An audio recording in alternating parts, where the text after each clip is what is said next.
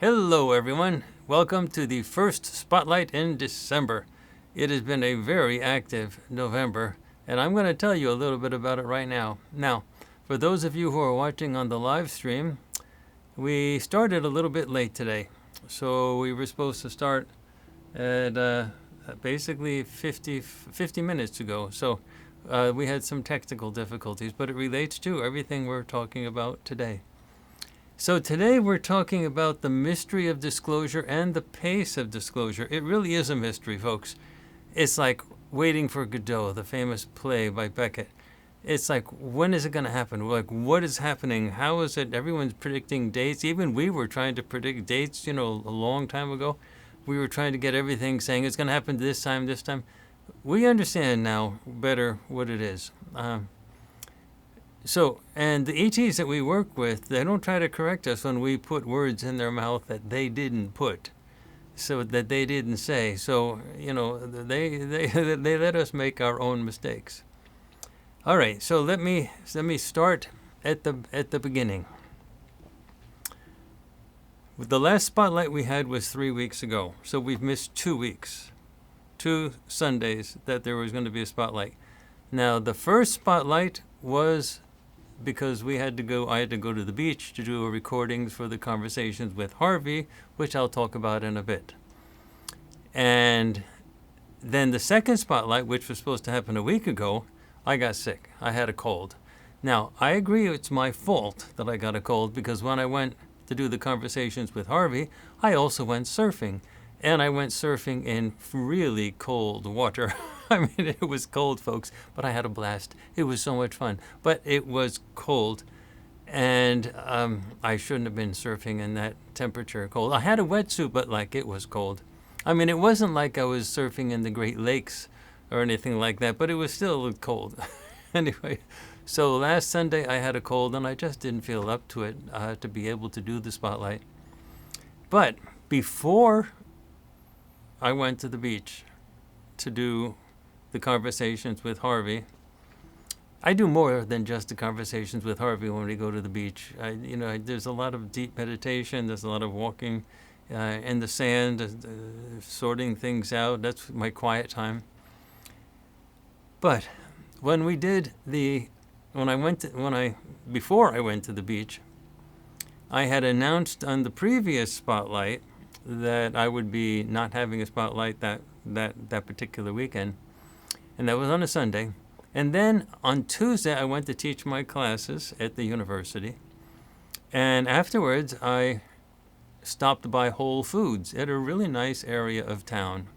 And it was late at night, around 8 o'clock, and I walked into Whole Foods, and I bought my usual suspects of stuff, organic this, organic that. And I walked back out, and I didn't stay in long. I was in there maybe 15 minutes. And I came back out, and I put my groceries in the back seat of my car. Then I walked around the other side, and I saw these people in a car next to me, and they were looking at me. I was saying, that's strange to be staring. That's sort of rude. Anyway, I got into my car and drove away. And as I drove away about a mile down the road, I said, did I forget to open a window, to close a window? There's air in here. And I tried all the window controls. And then I stopped the car and pulled it over to the side. And I walked around, and I saw that the passenger side, the driver's side, but behind me, the rear seat driver's side window was busted open. And my case that I take to go to the university where I have my laptop had been stolen. So the people who were, who were staring at me when I came out, they were the thieves. They were waiting. They were probably deciding whether they were going to try to rob me as well. And so they took my laptop. Now, the laptop is the laptop that I use even for these live streams. Well, the laptop was also crucial because we were going to be using it for the animation stuff that we needed for the video stuff that was going to be happening on the weekend in just a few days. I normally use HP laptops, but there wasn't enough time, so I was forced to go to Micro Center in Duluth and buy the best laptop they could get that I could fit that's a normal size, which was a 14-inch gaming laptop by Acer called the Predator Triton, I believe it is. Okay. Anyway, so it turned out that when I got to the beach with the new laptop and everything, it was reconfiguring all types of software that had to be done. It turned out that the previous laptop that I had from HP would not have run the software. It just would not have run the software. This required 8 gigabytes of video RAM and all types of bells and whistles that is available in a gaming laptop. And I looked at the lineup for the HP computers, and they didn't have one that could have done anything. So I would have bought the wrong laptop had the robbery not happened right before we left, right before I left to go to the beach. So the robbery happened right before I left. That forced me to go to Micro Center rather than to order online an HP laptop. Now this all connects. I just want you to show how the ETs sort of manipulate us to get us to do the right thing without forcibly trying to control us, okay? But so the laptop was stolen, but the laptop needed to be stolen because we couldn't do any of the current new animation stuff that we have to do. And yes, I'm going to explain why the animation stuff is important. But we couldn't do it if I had the old laptop. So it's like the thieves took the laptop at exactly the right moment. And I didn't get hurt, but they stole the laptop at exactly the right moment that I was forced to go to Micro Center to get the exact correct laptop that I needed to do all the animation stuff that we're doing. Well, I mean, we have we have big computers also that are desktops, but I can't take them to the beach. Okay, so that was a weird thing that happened, but it all turned out correct. I mean, I'm so grateful that thieves took the laptop. I had to get the car fixed the next day, new window put in, XYZ, everything. All right, so, and then maybe 2 weeks before that, my credit card was stolen. It was like somebody tried to charge $1,500 at an auto place, and that was declined by my credit card company. And then they tried to charge another $1,500 at another auto place, and that was accepted. Now the credit card company refunded that to me, so I didn't lose anything. That's a good thing about credit card companies. So I wasn't out anything for anything. But somebody tried to steal $3,000 from me for a stolen credit card. I've never had my credit card stolen. I'm always really careful. So how did that happen? But anyway, so that happened. And then the next, okay, so the car was broken in on a Tuesday before we went to the beach. I went to the beach on a Saturday. The Thursday before that, I had a class at the university. I had classes at the university. So driving into the university, I just felt it was off. And sure enough, there was this female road rage lady. I was following a FedEx truck, and the FedEx truck stopped, and I had to get into the other lane to get around it, and there was a car coming down the other direction, but it was pretty far down. So I got into the other lane, and I was driving around the FedEx truck, and suddenly the car all the way down there, slammed on the accelerator, whoosh, and came right up within inches of my car at 100 miles an hour. And she was like, it was like a road rage thing. And I put my hand out and I said, stop. And then she was just looking mean. Oh, it's the classic, of a classic television series stereotype of an aggressive woman. Anyway, so the FedEx truck moves a little bit forward, and I calmly sort of drove it aside. Then she flipped me the bird and drove off. That was so road rage.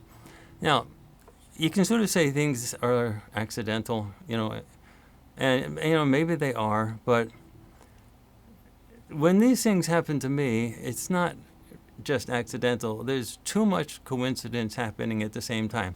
The credit card number being stolen. Don't ask me how it happened, but it was replaced, and I didn't hurt. The money was replaced, and they changed the credit card number, but still, someone tried to rob me $3,000. Then they stole my laptop, my computer. And then there's this road rage incident that happened right afterwards. And I said, this just doesn't happen to me. I can't remember a time ever that I had a road rage incident like that. And I've never had my computer stolen. And it was a good parking lot. Okay, it was dark. It was 8 o'clock at night, and a Whole Foods parking lot, and I wasn't too far from the front door. And then before that, the credit card was stolen. And then I said, this is symptomatic of the times we're in. The times really are changing. People are getting stressed out, and people in less well-served areas and more poor areas are starting to expand outward. This was just after the government shutdown as well. The food stamps were gone. People are starting in underserved areas and poor areas. They're starting to expand outward into areas that are better, looking for things. And I said, this is the type of thing. And then the road raid incident, and then all those things happening. I said, this is a symptom of the times. Times are changing, but they're clearly changing. Then I'm just talking about those 3 incidents. Now, I've been on hyper alert to make sure, to avoid all things like that. I never shop in the evening anymore. I always shop in the middle of the day. Park right next to the door of the place. But still, it's things are changing. So anyway, so that happened, and then I had a cold last week, so I wasn't able to update you on everything else to Spotlight. But that all feeds into the stuff that's going on that we're talking about today, which is the pace of disclosure. Things seem to be happening. Now, when you talk, let me check the chat, by the way, to make sure everyone's still hearing the audio okay and everything. Yeah, okay. So, if you look at this from a broad perspective, a wide-angle perspective, it really looks like change is definitely happening in the world, but it's not like happening tomorrow. Now, sometimes people complain that, I think about a year ago, I was doing a live stream, or it was an ET board meeting or something, and I said, yeah, stuff's got to change like right away, and it didn't change like immediately. But the ETs never told us they're going to change right away, whatever that was. I think it was like early 2000, sometime in 2024. Anyway, so people sometimes remind me about that. But, when I stick my foot in my mouth and I try to, if I sometimes am talking with the EDs, if I sort of say, if they say something's going to happen, and I say, yeah, it'll happen next week. They didn't tell me next week, but it's sort of me like trying to force in, yeah, make sure it happens next week because I'm anxious and I want it to happen right away. Well, they don't correct that. I just have to live with the fact that I messed up in stating what I was thinking instead of what they were saying. So it forces us to be really careful with these ET board meetings. And we just published another ET board meeting, the full story of which you really need to see. It's over an hour and 15 minutes long. And we published the first 15 minutes on YouTube, but the entire thing is on FARSIGHT'Prime.com, and it's really important. It was Harvey who visited, and Harvey the ET, and he gave us a ton of information. And we've also recorded the December one, and that one we're going to be putting out in a few weeks as well. But anyway, we just like 2 days ago, or was it yesterday? I think it was 2 days ago. We put out the ET board meeting. I think actually it was yesterday that we put out it was the November ET board meeting we finally published, and it was with Harvey. Harvey came to visit, and you really need to see it. And the full thing you need to see on FARSIGHT'Prime.com. Now, I put out the first 15 minutes on YouTube, and people were 90% complaining about how we're rip off because we don't give it away for free. So I have to address this, okay? YouTube is not a public service. It is not a free resource. It's a corporation. It's owned by Google.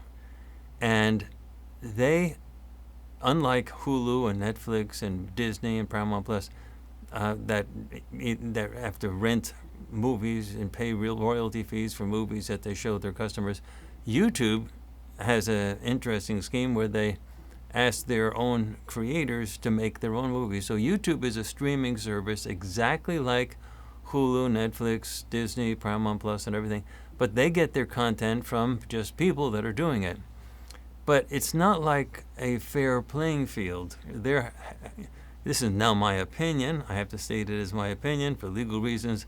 But Google and YouTube are totally compromised by the government, in my opinion.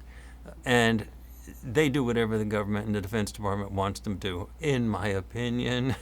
Okay, I had to be legal here. And, you know, the disclosure thing is heavily, heavily, heavily repressed. And we are totally shadow banned on YouTube. And we're not the only ones. A friend of mine, Chris Lehto, who does the Lehto Files, Lehto Files, he's a former pilot of the F-16 fighter jets. For like 18 years, he was a fighter pilot for the Air Force. And he runs a YouTube channel that is incredibly, incredibly good. And he's got hundreds and hundreds and hundreds of really great videos. Chris Lehto, the Lehto Files, Lehto. And he just published a video just the other day. Now, he's retired from the military, so he has a military pension. But still, it was expensive living in the United States, so he moved to Portugal. So he lives in Portugal. But he just put out a video recently saying that the amount of money that he gets from YouTube turned last month to be less than the amount of money he puts in to make the podcasts. And he puts out lots of podcasts. So he's earning less from YouTube than he is getting from YouTube. YouTube pays very, very, very little. So when we at Farsight are shadow banned and other things, the exact same thing is happening to others who are really great broadcasters. Okay, so Joe Rogan, Candace Owens, people like that, they're not shadow banned. They're really big names. But other people, especially that focus on disclosure, we're shadow banned, and we're banned, and we're not, they don't take the account away, but they don't let anybody find us. For example, we are the absolute largest venue on remote viewing anywhere. If you search on YouTube for remote viewing, you can't find us. You search for remote viewing on Google, you can't find us. So they shadow ban. They can't take your account away, but they make sure nobody can find you. And so that's what happens. So if you're doing a search for something and you're doing it in a controversial area, and you do it in YouTube or Google, the actual sites that you get are the ones that they want you to see. You're not getting the good stuff. That's the problem. So people think of YouTube as just like everybody should give everything away. Our monthly expenses to produce what we produce at Farsight is about $30,000 a month. If we monetized everything that we did on YouTube, every video possible, the maximum we would get is about, on a good month, $2,000 a month, meaning we'd be out of business within 30 days. We couldn't do it. So FarsightPrime.com is a streaming service. It's exactly like YouTube, Paramount Plus, Disney, Hulu, Netflix, things like that. It's a streaming service. It's run by Vimeo. That's the absolute top of the line. So our streaming service is our only way to get our information to you. And the very fact that we are so heavily censored and shadow banned tells you that this is the information that you actually need. If the information that you're getting, if you do a search for remote viewing on Google or YouTube, you get a bunch of sites for stuff going back to the 1980s and 90s and stuff like that. And some people that show up on some podcasts, you're not getting stuff that's relevant, that's new, that's important.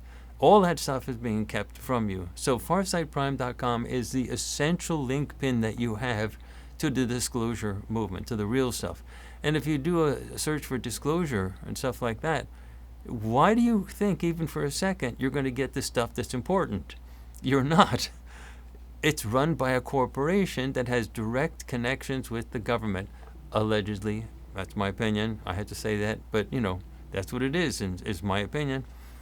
And Google has tremendous connections with the defense. Now it's the Department of War, but it used to be the Defense Department. And if the Department of Defense wants them to jump through hoops, they'll jump through hoops. I mean, the amount of contract work that they get is incredible. And if they didn't do that, the government could shut down Google or YouTube in a second.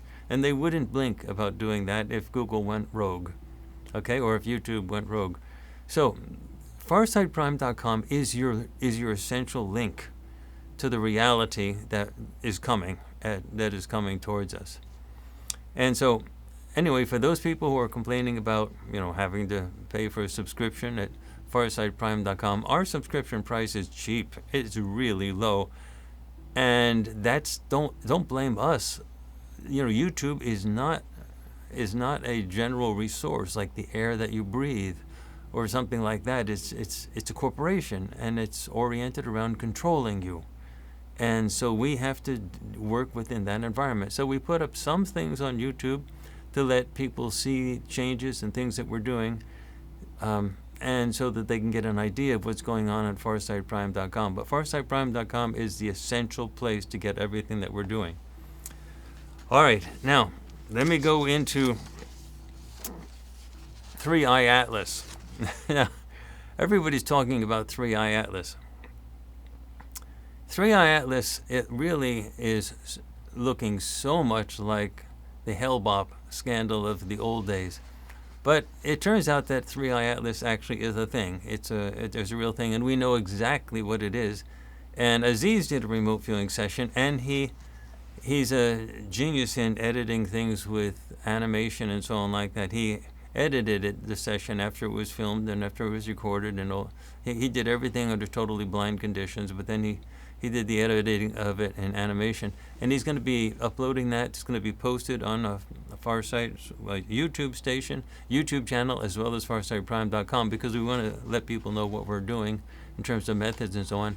It's got incredibly high-end animation. I mean, it is the best 1-hour video you've seen in a long time, and it totally explains 3i Atlas, and it's going to happen. It's going to happen. It's there. It's the biggest deal that you can possibly imagine. Anyway, so that thing though, when I said it's like the Hale-Bopp scandal, let me explain that. We were caught up in the Hale-Bopp scandal back in the 1990s, late 1990s, and it was the best thing that could have ever happened to us. It was incredibly fortunate that we got caught up in that. Now, it was very painful. It was very terrible. But it was painful and terrible, but it taught me and us a tremendous lesson. So what happened was, a friend of mine, a guy called Chuck Schrammick, who's dead now. I didn't know him really well, but I knew him.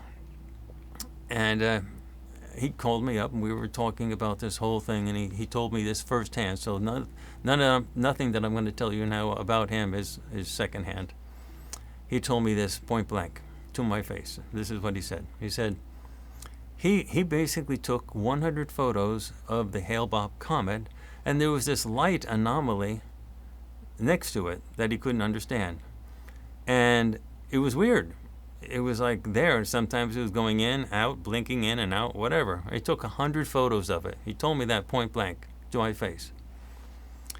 And he said, well, what happened is he took one of those photos and posted it on the internet.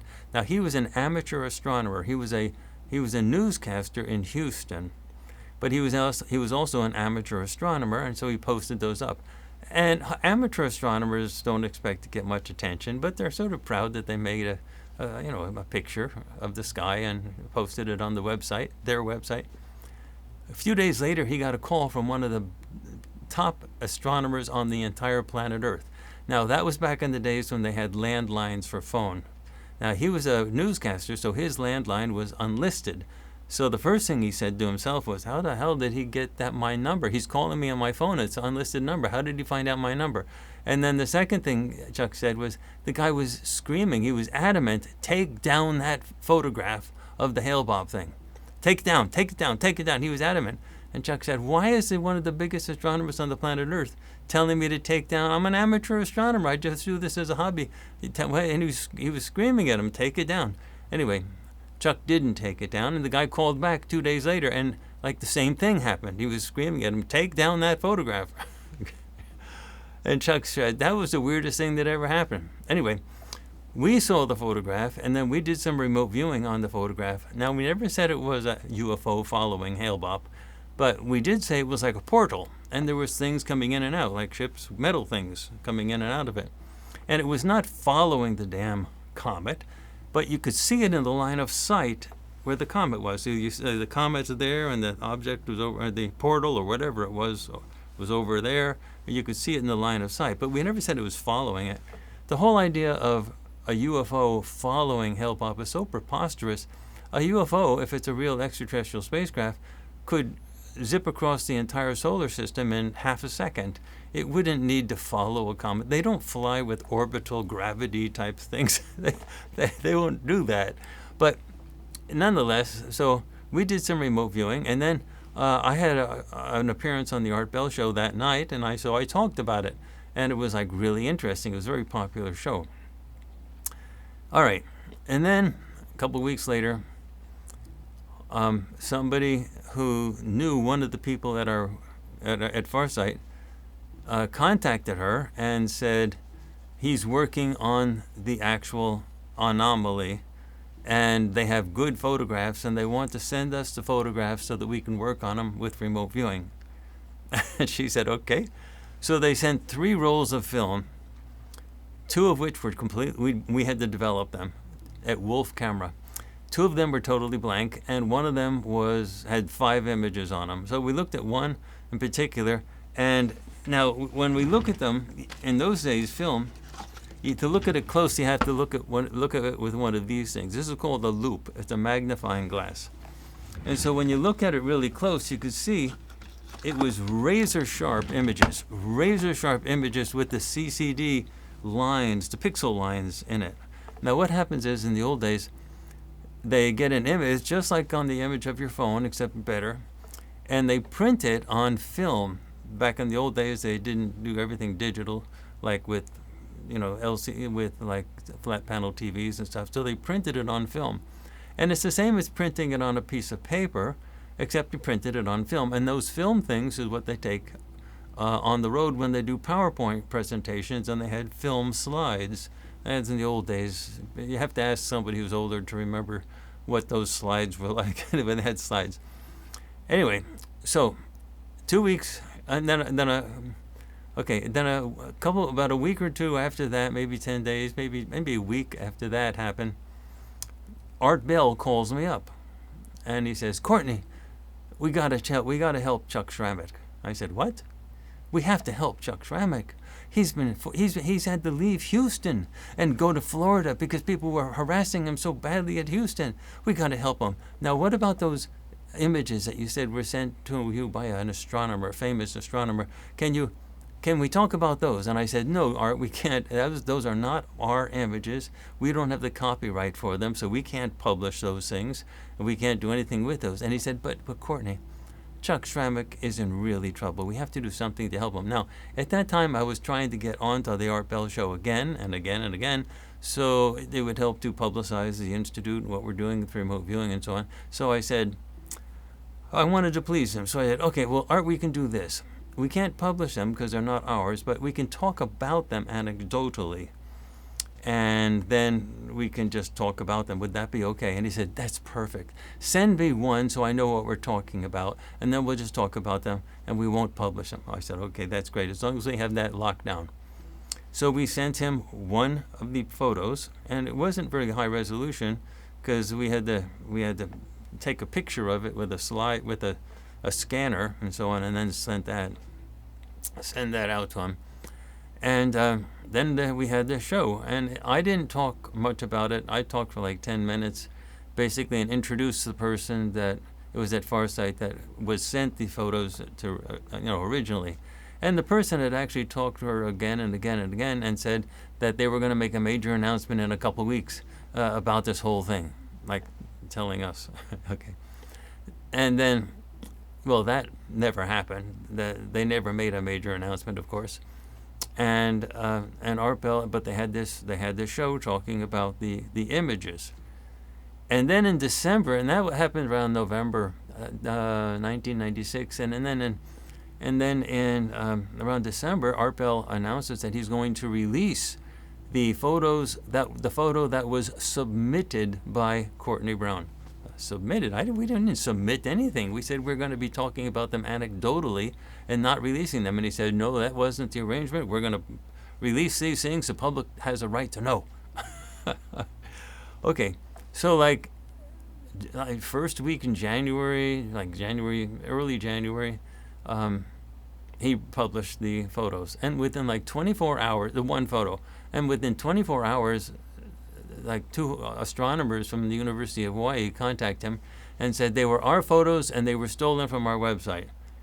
Now, a couple things. I didn't know university astronomers listened to the Art Bell show to know that that was even going on. But anyway, apparently they did.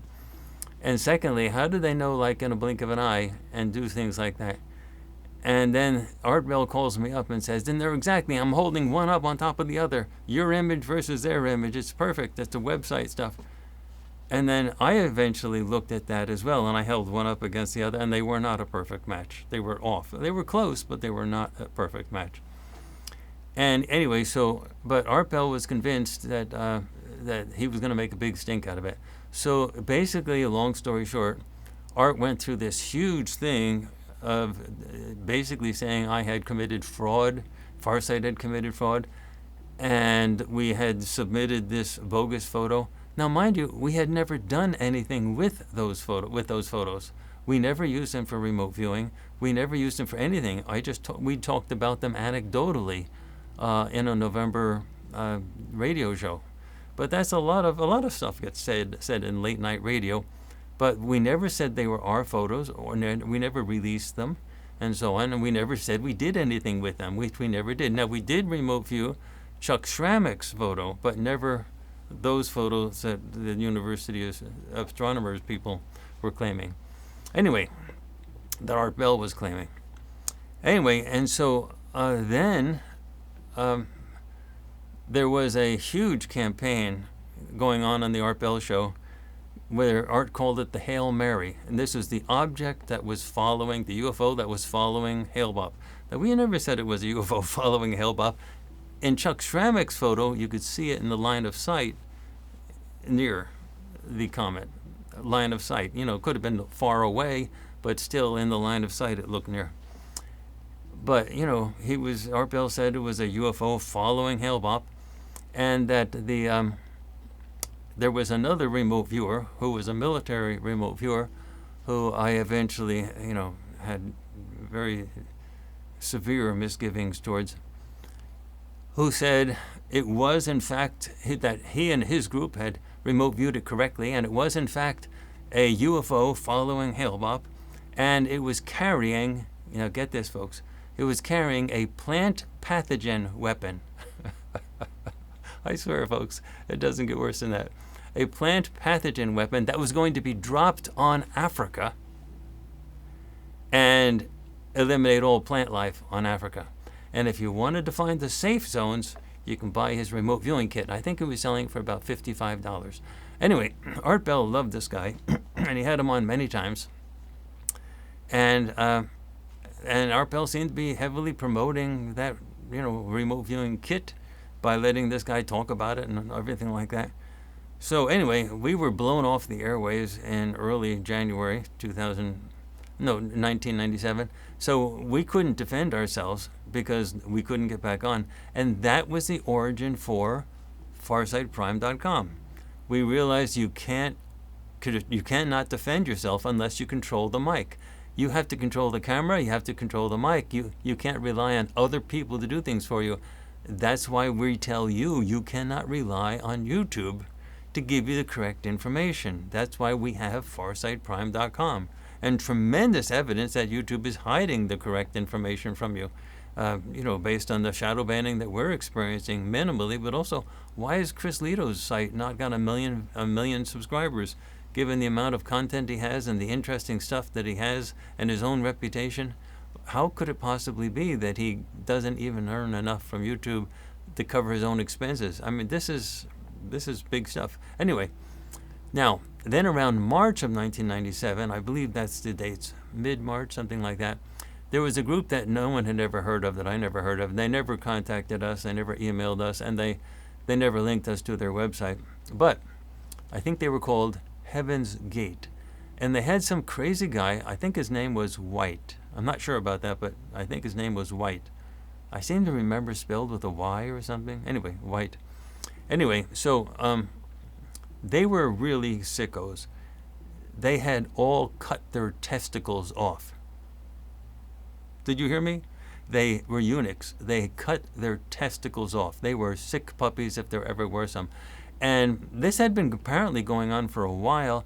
And the lead guy, that I think, if his name is White, the white guy, he was probably thinking he needed to find a way to wrap this all up, because he was going to have to start telling his eunuchs that, hey, it was all a big mistake, guys. You can all go home now. After cutting their balls off. Anyway, so they committed suicide in mid-March, I think it was, 1997, something like that. And now I'll tell you what actually did happen, but let me now go forward in time a little bit to later on after that, a few months. Someone from the intelligence service, the intelligence people, the agency and the U.S. government was following us really closely. And we knew that. And they, one of them, we were apparently affecting them a lot. They apparently were staying up. They were listening to everything that happened. Our offices were bugged, their phones were bugged, everything. And they were apparently listening to everything. And for various reasons, I won't go into all of it, but there were various reasons. We were having some direct contacts with extraterrestrials at that time, and they were curious about how that would, why would the ETs be doing that? Anyway, what were we? Anyway, they were spying on us, the agency. One guy got so upset though with what they were doing because they had planned to do something sort of worse, that he left the agency and came to us and showed us a written transcript of a very sensitive conversation that we had with Art Bell. And so he was proving who he was. Why would we believe a card if he showed us his business card? But he gave us the transcript and said, this is who he is. So we believed him. And he said, this is what happened. We were going to try to dampen you down. We didn't want the mainstream to get hold of this idea of remote viewing being real. So we were going to dampen you down by making it public that it is unhealthy for your mental health. But then when the Hale-Bopp thing happened with the original Art Bell show, they dropped that whole thing and said, oh, this is much better. So they developed a psyops. They developed a way to sort of destroy Farsight. And so they were the ones who got the photographs, the official university photographs, and they have ways to do that. And then they sent it to this other professor at another university, had no connection with them, and he lied through his teeth and contacted our person and said he was working with the official group and stuff like that. And then he sent those 3 rolls of films, 2 blank and 1 had 5 images, to the person at Farsight. And we developed them, and and that was the rolls that actually Art Bell asked us to talk about. And what the Intel person said was the goal was to get us to use those for remote viewing because they knew that those photos were going to be discredited. So they wanted us to use those for remote viewing and then have the photos discredited, and that would sort of wipe us off. That would destroy us. But we kept to our word. We said we were not going to disclose anything, and we never used them for anything, so that didn't work. So the next best thing was to discredit the photographs and then make it seem like we were caught up in some scandal. And that's led to the whole thing with Art Bell. Now, I cannot say whether Art Bell was a willing participant in the whole thing at all. I can't say that. But he was the one who contacted us, asked us to talk about these things. In one way, shape, or form, the thing sort of evolved the way it evolved. And again, I'm not claiming Art Bell was a willing participant in all this because I don't know. But that's what the Intel person said they had designed, that this whole thing would be happening like that and they would be discredited. The photographs, where there's smoke, there's fire, and as long as the public doesn't know the details, understand the details, so as long as the public was concerned, as far as the public was concerned, that was like, where there's smoke, there's fire, so Courtney and Farsight must be guilty, And then they took the mic away, so we couldn't respond and explain things to people. Okay, so then when the heavens, and then the real purpose of the whole thing was they had done a personality profile on me and the person they had sent the photos to that worked at Farsight. And they had decided that she was going to break under pressure and reveal the name of the academic that sent her the photos. And then that academic was supposed to sue Farsight, and that suit would close the institute. That was the goal. But I supported the person at Farsight, and I said, no, we had said we're not going to do it. We're not going to do anything. We're going to keep to our word. So we never said the name of that person. So he couldn't sue us. All right. So, but nonetheless, it was such a big public scandal, it was good enough. So they didn't get the lawsuit, and they also didn't get us using those photos for remote viewing stuff. But they got such a huge commotion that was promoted by Art Bell with the so-called Hail Mary, and then a plant pathogen weapon going to wipe out plant life on Africa. They said that was more than enough. And then when the Heaven's Gate people committed suicide, Art Bell got on a major. He was interviewed by a major news outlet, and he said the only person who ever said there was a UFO following Hale Bopp was Courtney Brown. Meaning he lied through his teeth. I mean, it was this whole thing was Art Bell was promoting this whole big thing, and there, in the Chuck Schrammick's photo, there was something there, but it was like a portal, and there were things coming in and out, and we didn't know what it was, but it was anomalous, and it was sort of really interesting. Okay, and when the Heaven's Gate people committed suicide, I am absolutely positive that the intelligence people that sort of orchestrated the entire scandal knew nothing about that. That just fell into their lap. And they said that was like the cherry on top of the cake as far as they were concerned. And then there was another intel person, card-carrying intel person, who came to me, I knew him personally, and said, Courtney, I want you to know that I'm absolutely certain that someone got a big promotion based on how well that operation went to discredit you. It was really well done, and I were absolutely positive the guy in charge got a huge promotion. And I said, well, that doesn't make me feel much better. Anyway, so it may seem to you that this was a terrible thing, and it really was very painful to me. But I would not have missed it for the world. It was amazing, and it was great that I was so glad that we went through it and that it happened to me, because it taught me a very difficult lesson. It taught me how PSYOPs work, and then it got me in communication with the intel guy that helped actually pull it all off. And I learned so much about how information is actually used to manipulate the public and how the public is manipulated. And it also showed me that I was really stupid about thinking that academics were angels. Academics lie through their teeth on a whole bunch of stuff. And then the intel person from the agency, he said, the thing about the astronomers and physicists and things like that is they think that they're like professors at the university with tenure and things like that. But that's not it. They're not independent people. They're employees of the agency. I said, what do you mean they're employees of the agency? They said they get hundreds of millions of dollars to operate those telescopes based on grants and physics, all the equipment, cyclotrons, everything that they do in physics. They get that money from us. And if we need them to do something, we call them up and tell them we need this to be done, and they jump. And why did they do that? Because they know that if they don't do it, when they apply for the next grant, they're not going to get the money. So they'll do whatever we want. So now the professors may consider themselves tenured professors, but the intelligence people, they consider those people employees of the Defense Department, or now the Department of War.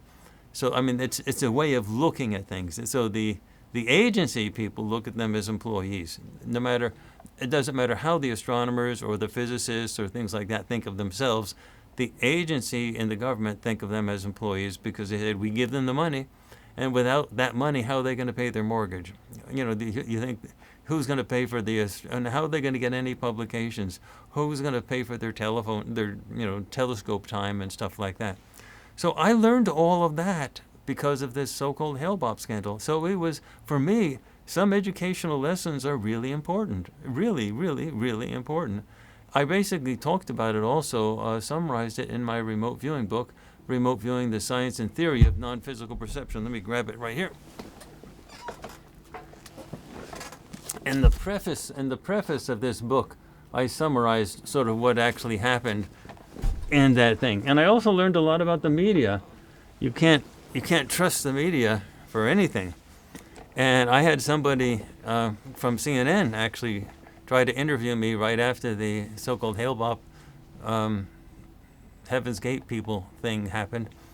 And then he said, "Oh, we just want some general background information." He lied through his teeth. And then the actual interview started, and he immediately turned it into like a scam of the week, 60 Minutes type of a thing, where he was trying to say I was responsible for the whatever happened. And I said I had nothing to do with any of that. We didn't even know who the people were. So you cannot trust media people at all, and then you can't trust anybody, government people, and you certainly can't trust in academics. They have their own ways of doing things. I had somebody talk about on a show the other day. They were talking about relationships. I really like looking at relationship videos on YouTube where they talk about the challenges between men and women and dating is collapsing. And I really like watching it because it really gives me a window into the world as it's happening now, because men are not men anymore the way they used to be. The testosterone levels are crashing. I mean, crashing. And a lot of it is just nurture, behavioral stuff. They've been drilled into them that they cannot be men anymore, and they're afraid of doing anything because they'll be accused of sexual harassment or something like that. But the other thing is the hormone levels are dropping, and that's environmental. That means the phthalates and other things that's in the plastics and everything those are hormone disrupting chemicals. And it's really having a serious effect. And that's not in dispute. If you Google the drop in hormone levels, the average guy has hormone levels that are dropping like into the mid 400s, and the guy's like 30 years old.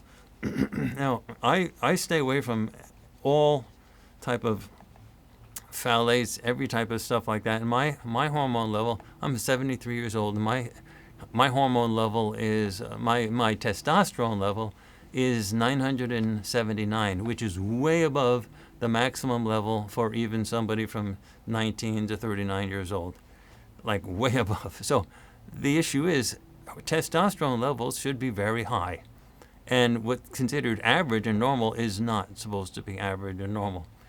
And so there's like these major changes that have been happening. And when I look at the relationship videos, I think that's so interesting because the women are really complaining about men not asking them out and not dating. And then the marriage rates are crashing. People aren't getting married. They're not having babies.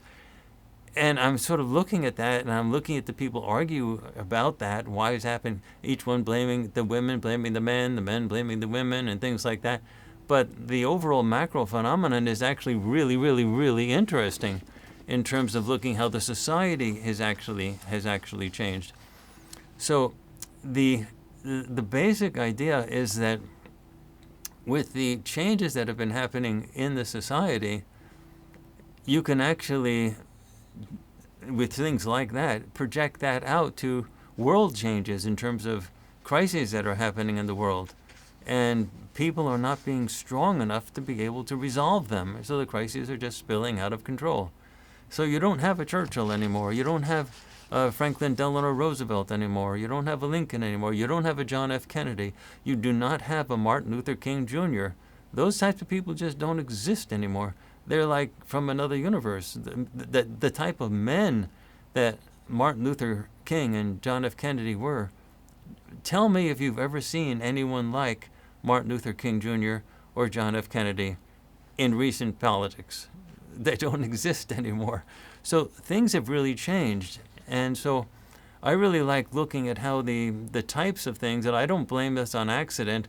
I think there's both a change to demasculinize men, and men are supposed to be the ones that fight in a way that's, like the disposable ones are the ones that carry the spears and go out and fight the enemy and die and protect the women and children in the village. Those men don't exist anymore. And so, it's a real interesting thing to see how the power to revolt is being squished in so many ways. Okay? All right. So anyway, let's get back to a couple of things. Aziz's session on 3i Atlas is coming out. It'll be out in a couple of days. If you want to know what 3i Atlas is, now's the time. We know exactly what it is. And it is a real thing. But I wanted to compare it with the Hale-Bopp thing because that was my initial impression about the Hale-Bopp thing and the 3i Atlas thing compared. I thought the 3i Atlas thing was a comet passing through the solar system and acting a lot like an intelligent artificial technological type of a thing. So it's not a UFO following that comet, but it looks like it may be a spaceship itself and all that type of stuff. And then Avi Loeb, the Harvard astronomer, talking about the possibilities that it could be intelligently controlled and things like that. It just had all the characteristic stuff of the Hale-Bopp stuff, and I couldn't understand why an extraterrestrial spaceship would be traveling so slow through the solar system. I don't care where it came from or what anomalies it was doing. I mean, if they don't use like orbits to travel around and trajectories. They can move their ships quickly. But Avi Loeb was making a legitimate case that the thing is acting weird, and the whole sort of thing sort of smelled a little bit Hale-Boppish. So that's why I wanted to spend time explaining that. I thought there was a big parallel between Hale-Bopp and 3i Atlas. So eventually we decided we have to know what that thing is. So we did a session. And Aziz did it, and it was a spectacular session. He knocked it out of the ballpark. All the verifiables are correct, and you're going to see it. He also put a ton of new video animating stuff in it, which is really good. Okay, now let me explain. Let me see what the time is. I don't want to take you guys off too much, but I do want to be able to cover some of this. Okay, we're doing okay. Now I want to cover why you're seeing the animation stuff. Now, when I did the conversations with Harvey, which we published a few days back, the animation wasn't so great. I admit it wasn't so great. We had tried originally to use Unreal Engine, it's software, and The Mandalorian, for example, was done with Unreal Engine, and we tried to do that. But there was a problem with something called an FBX file, and the FBX file wasn't being... There's a bug in Unreal Engine with respect to FBX files. And so the facial animation wasn't coming through. So we pivoted, and I started to use a software which I used to use a long time ago called iClone, done by Real Illusion. Now, iClone is not a real professional type of animation thing. It's used by hobbyists more than anything else. And the Epic Games Unreal Engine software, they don't consider iClone like a serious competitor. But nonetheless, it did do animation, and it did do facial animation, and there was so many problems trying to get it to do stuff correctly. I mean, we're not going to ever use iClone again. I hope they eventually fix it, but there were so many bugs. It was just, in my personal opinion, it was a classic thing of the execs, the CEOs, the execs of Real Illusion that produced iClone. They don't use the software, and they themselves, they know stuff about, I'm just assuming they know stuff about stocks, marketing, sales, things like that, but they don't know like the artistic stuff of iClone. And then the programmers, they're not artists as far as I can see that actually use this stuff for creative work because there's too many bugs in it.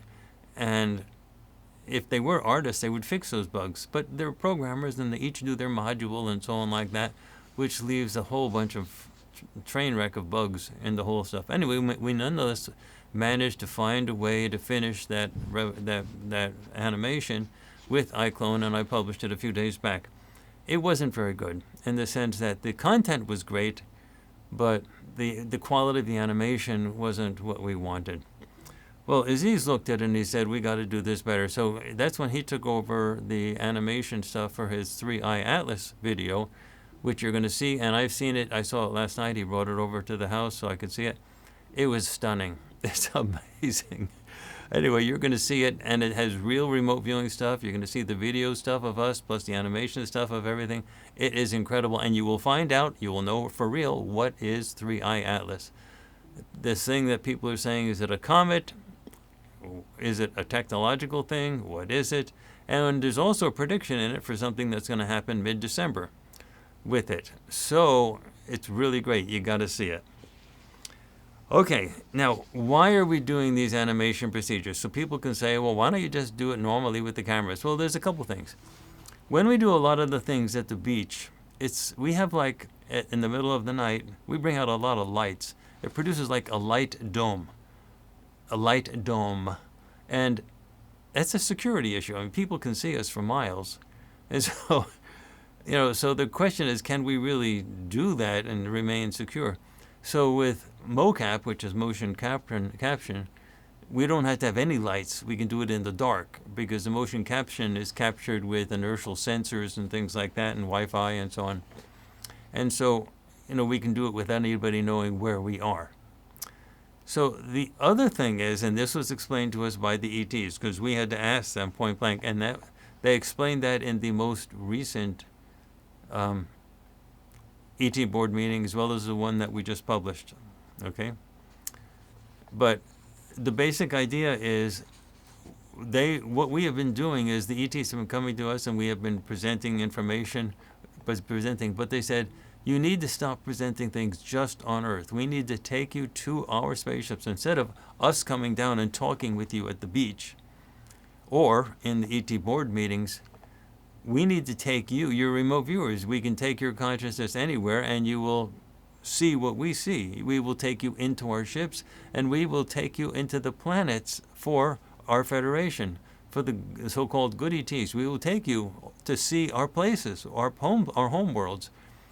And you will see us, and then we will also be able to take you into the heart of the bad ETs, their home worlds, what those places are like. And you can't do that sitting on a beach. You have to go and see that stuff. And then the question is, how are you going to do that? How are you going to explain to people the difference between the good ETs and the bad ETs if you don't show the people what the actual extraterrestrials are like, where they live? And so you have to go there, and then you have to show people, not tell people. You can't just tell them. You have to show them. So you have to be able to use animation in a really realistic way to recreate what you're seeing in your mind's eye when we take you to these places. And I said, okay. And then, but clearly we cannot. Now, the Real Illusion stuff, to give them credit, they're really great with sets. They've got a marketplace that's filled with sets. They've got a very active community of set makers, of stuff makers. So they're really great with sets. But the actual animation and everything, we've got to do in Unreal Engine. Now, we have figured out a workaround for the problems that we were having previously with Unreal Engine, and we're starting to use those. And Aziz came up with different methods entirely, which you're going to see in the 3i Atlas, and the animation is flawless. It's great. And so the idea is in the animation, we get to show you things that we otherwise could not show you. All we could do before is speak words and paint pictures with our words, but we wouldn't be able to show you what we actually saw. But with animation and Unreal Engine, and sometimes with sets that we can get on Real Illusion software, iClone type sets, well, then we can actually show you what we're seeing. We pick things that look exactly like or close to what it is that we're looking at, then we modify it so that it looks exact, and that way we get to show you what it is. And the ETs were telling us that's what you have to do.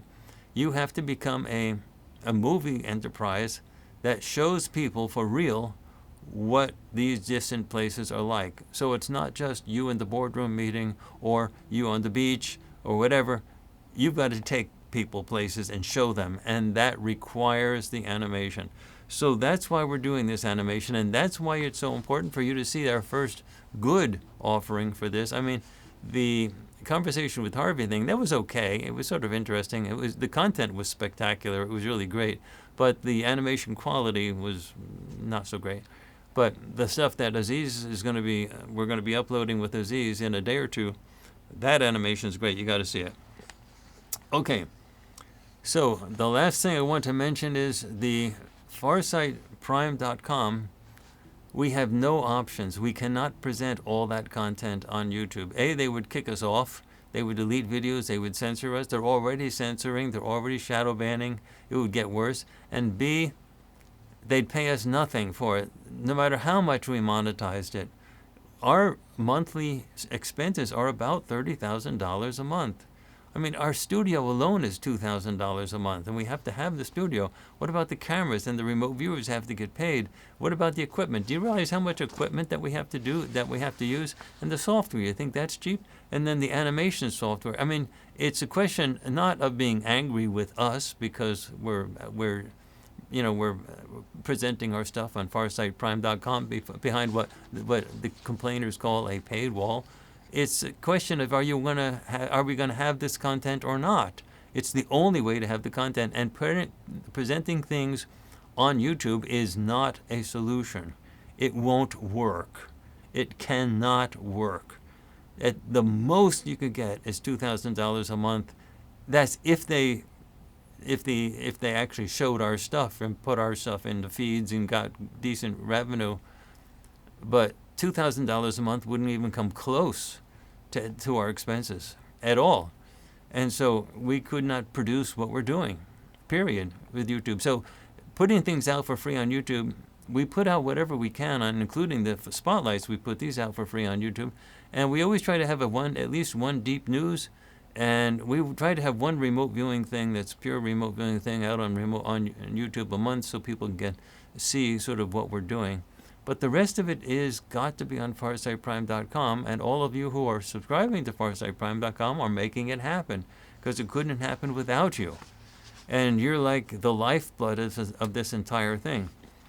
So anyway, that's it. Now I had a lot of other things I was going to talk about, which I'm going to have to postpone actually till next Sunday for the next spotlight, which is why the disclosure movement looks like it's coming along slowly. It's like the Titanic moving an ocean liner. To move it and turn it in a direction, that's like the whole planet Earth.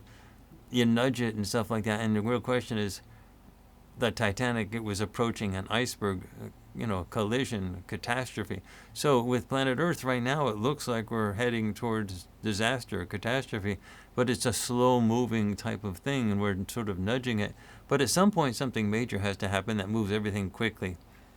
And the nudging right now is just sort of to get things ready for that. So I'm going to have to explain that. It's really sort of an interesting thing, and I'm going to compare that, or I'm going to collect that and interpret that with respect to some of the remote viewing studies that we have been doing recently, and so that we've just released. So actually, we just in terms of some of the things that you can see on FARSIGHT'S.com, we had a couple sessions on the moving of the United Nations to Africa, and the reasons for that is super interesting. And also, let me actually go to Farsight Prime right now. And sign in. Let me sign in. I have to sign in. Okay, so let me look here. Let me look at these solos that we just put out. In addition to the ET board meeting, the full ET board meetings, we also put out conversations with Harvey, the full one. And you also have a new session that we put out in the solo section called the Cloning Centers on Earth. That was with Intisam. There are actually cloning centers where where human, biological beings, people are being cloned. It's not like out of the movie. It's like for real, these things are happening. And also we have a recent episode with Intisam again on the military presence in Antarctica. And so we have, those things. And then in our deep news stuff,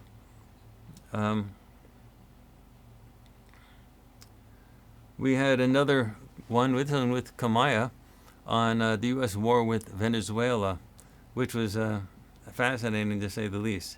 And again, we're going to be covering some of the UN movements to Nairobi, Kenya. That's very interesting because that means the planetary elite are leaving Geneva and New York and going to Africa. if you think about it, this is huge. And we're going to explain that, and I'll explain that to you. I'll explain that more fully next week. Anyway, so we have gone past an hour.